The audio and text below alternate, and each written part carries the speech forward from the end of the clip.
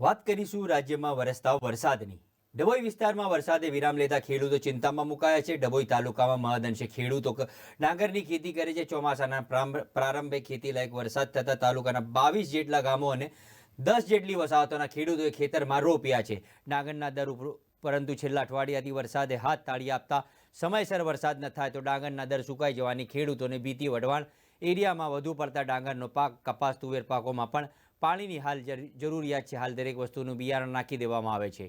વઢવાણા સિંચાઈ તળાવમાં પણ માત્ર 10% પાણીઓ છે। સિંચાઈ માટે પાણી મળે તેમ ન હોય ખેડૂતોને ચિંતા વધી। હજુ પણ વરસાદ 2-3 દિવસ ના વરસે તો ખેડૂતોને મોટું નુકસાનની વેઠવાનો વારો આવે ત્યારે સિંચાઈ વિભાગ દ્વારા વઢવાણના તળાવને સરદાર સરોવરના પાણી ભરવામાં આવે તેવી ખેડૂતોની માંગ છે। જ્યારે પણ વરસાદ ખેંચાય છે ત્યારે સિંચાઈ વિભાગ વઢવાણા તળાવ ભરી ખેડૂતોને પહોંચાડે છે તેની માટે પાણી ચાલુ સાલે પણ સિંચાઈ વિભાગ સહિત સ્થાનિક ધારાસભ્ય શૈલેષ મહેતા ખેડૂતોની વહારે આવી વઢવાણા તળાવ ભરવાનું આયોજન કરે તેવો ખેડૂતોનો સૂર। ડભોઈમાં ચાલુ સિઝનના કુલ 6 ઇંચ અને 10 ઇંચ એમ જ વરસાદ નોંધાયો છે। ડભોઈ તાલુકાનું વઢવાણા તળાવ સિંચાઈ તળાવ એ ડભોઈ તાલુકામાં ડાંગર પકવતા ખેડૂતો માટે આશીર્વાદ સમાન છે, જીવાદોરી સમાન છે।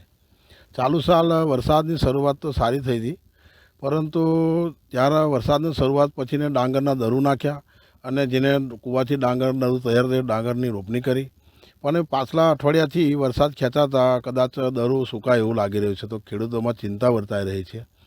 અત્યારે જો દર વર્ષની જેમ સિંચાઈ વિભાગ જો તળાવમાં પાણી ભરે અને દરુને જીવાડવા માટે કે ડાંગર રોપણી માટે પાણી આપે તો બહુ સારું છે। ને અત્યારે ખેડૂતો માટે એ અત્યારે અપીલ કરી રહ્યા છે અને દર વખતે ડાંગરના પાક માટે સિંચાઈ વિભાગ તેમજ અત્યારે વર્તમાન ધારાસભ્યશ્રીએ મદદ કરીને ડાંગરને જીવતી રાખી છે। ત્યારે ચાલુ સાલ પણ આ તળાવમાં પાણી નહિવત છે, જેને કારણે ખેડૂતો ચિંતામાં મુકાયા છે। જો થોડી ઘણી મદદ કરીને પાણી સરોવરનું અહીંયા ભરવામાં આવે તો ડાંગરના પાક બચાવી શકાય તેમ છે।